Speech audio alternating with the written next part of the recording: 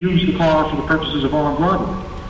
It's the ability to limit the functional disposal of the art, not to wrestle the title, that I think is the important matter. Thank you. Michael Rush, our director, has a question. Thank you, Andreas. Thanks again, Mr. Brodsky. I actually have two questions. The first one, I'm not really asking myself because I've been answering it for a long time, but I would love to... You have a friend who has this question? I do. I have a friend who has this question. Yeah. It's a question we're getting all the time.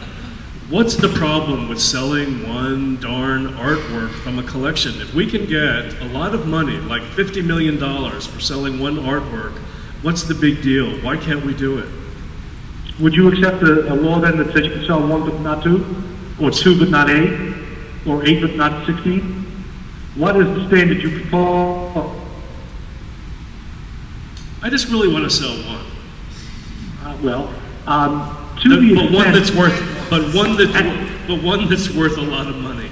And to the extent that you get hit by a truck the day after you consummate that sale, and the next director comes in and says, well, he do one, and the next director says she only wants to do two. Is there not, don't we need a standard? In fact, as you well know, the museum community has said very clearly that you can't sell art and be a member in good standing of the museum community, right, for other than the acquisition of art. We're not inventing the standard here. The government isn't coming in and saying, this is how we think the museum should work.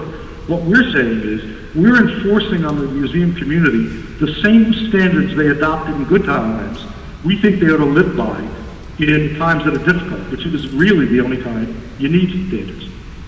Okay, thank you. The second question is, there are some legal things going on, which, well, anyway, there are. What recommendations might you give us to initiate similar legislation in the state of Massachusetts? Well, it depends on whether, if you want to sell the art, or like some of the other folks in the community don't. You need to decide what you want as a community first. And then dealing with legislative bodies is almost always easy. Don't believe what you read in the newspapers. They're responsive, they're open, and they turn things around pretty quickly.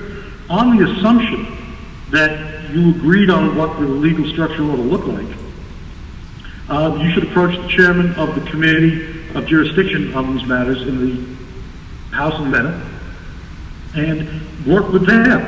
But the key part of this is to come to a consensus about what the policy ought to be. Without being immodest about it, we think the bill we produced is something of a template, obviously adaptable to circumstances in different communities. Nonetheless,